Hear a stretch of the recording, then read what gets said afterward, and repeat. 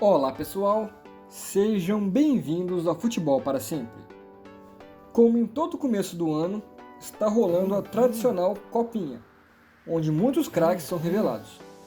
Hoje, vamos falar de uma etapa pós-Copinha. Quais clubes conseguem formar mais jogadores de alto nível para o futebol profissional?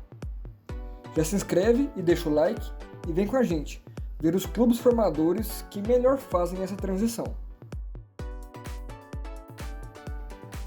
Antes de tudo, vamos fazer uma distinção aqui. Futebol de base é uma coisa e futebol profissional é outra.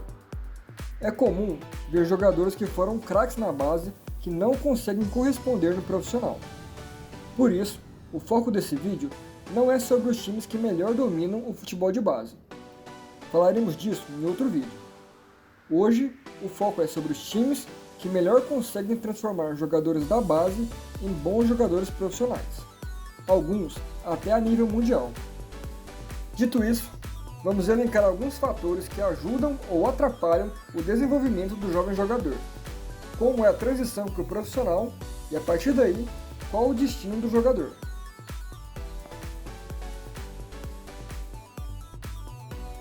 Na base. Alguns jogadores já despontam ainda na base, e até em idades bem jovens, o que já atrai uma expectativa e até interesse de outros clubes na criança. Os jogadores que despontam nessas faixas etárias são convocados para seleções de base, como a Seleção Brasileira Sub-15, por exemplo. A depender do desempenho físico e mental do jogador, alguns deles jogam em categorias acima, com jogadores mais velhos. Visibilidade. A Copinha é talvez a principal vitrine para jogadores jovens demonstrarem seu potencial. Não apenas os times avaliam suas bases, mas outros times avaliam jogadores de outras equipes, tanto para estudar quanto para descobrir bons atletas com potencial de serem contratados. E não apenas times nacionais, mas equipes do mundo todo analisam os jogos e os jogadores. Afinal, qual país produz jogadores como o Brasil? Promoção ao profissional. Aqui varia muito de time para time e de jogador para jogador. Alguns treinadores gostam de promover jogadores jovens e dar minutos a eles, seja em finais de partidas ou em jogos menos importantes. Já outros sequer olham para a base quando precisam de um jogador, ainda que seja só para compor elenco, e buscam contratar outros jogadores, mesmo tendo, às vezes, jovens promessas que estão esperando para ser utilizadas. E nem sempre é por talento, afinal, muitos que recebem a chance correspondem, mas por hierarquia. E quando o jogador não recebe oportunidades, ainda que a torcida cobre por isso, o jogador que não se sente valorizado busca sair do clube, seja por empréstimo ou em definitivo. E o que acontece quando o jogador de fato recebe a chance? Chances no profissional. Temos 3 cenários comuns.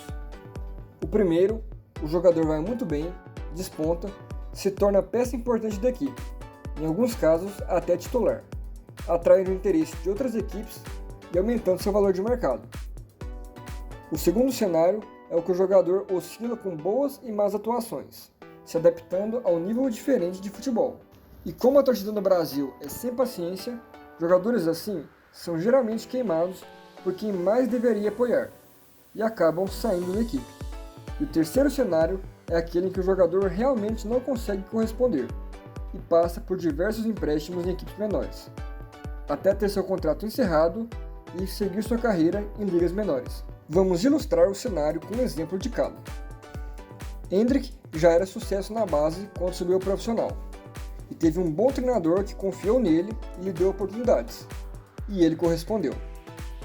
Na seleção e no Real Madrid, por diversos motivos, ele recebe menos chances do que deveria, e é normal que isso cause insatisfação no jogador. Afinal, quando teve chances, ele as aproveitou. Já Thiago, cria do Cruzeiro, saiu do time por pouco mais de 1 milhão de euros para o Ludogorets, da Bulgária, após a torcida não ter paciência com ele, devido às oscilações. De lá, foi para o Clube Bruges por 11 milhões de euros e depois para o Brentford, da Premier League, por 33 milhões de euros, a contratação mais cara da equipe. O problema, pelo jeito, não era o jogador. E para ilustrar o terceiro cenário, temos Lulinha. Na base, ele era referido como um jogador que seria um dos melhores do mundo. Foi emprestado para diversos times do Brasil e de mercados alternativos, sem nunca conseguir vingar. Seu maior valor de mercado foi no Corinthians, aos 17, e daí em diante foi só ladeira abaixo.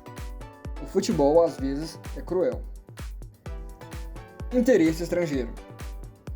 Que o Brasil é o principal celeiro de jogadores do mundo não é novidade para ninguém.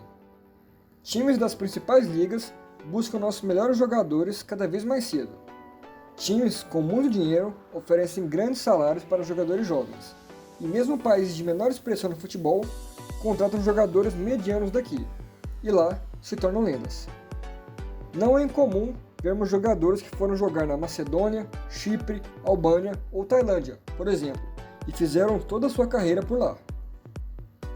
Na Europa, vem o sonho de jogar uma Champions e até ser convocado para a seleção, se ainda não tiver sido. Até alguns anos atrás, os times brasileiros viviam atolados em dívidas, e qualquer oferta meia-boca era motivo de venda. As coisas têm começado a mudar, e agora não são quaisquer 10 milhões de euros que tiram um grande jogador daqui. E alguns clubes fazem não apenas uma boa transição da base para o profissional, quanto também fazem vendas impressionantes.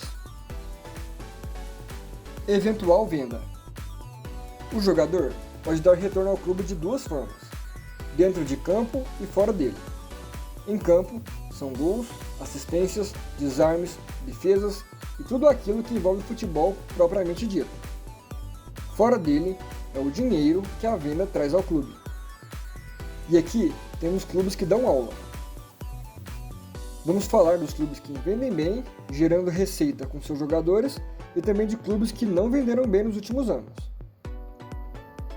3 exemplos de bons clubes formadores que vendem bem são Santos, Palmeiras e Flamengo. Os 3 são os times que melhor desempenharam a produção de jovens jogadores e exportação para mercados mais valorizados.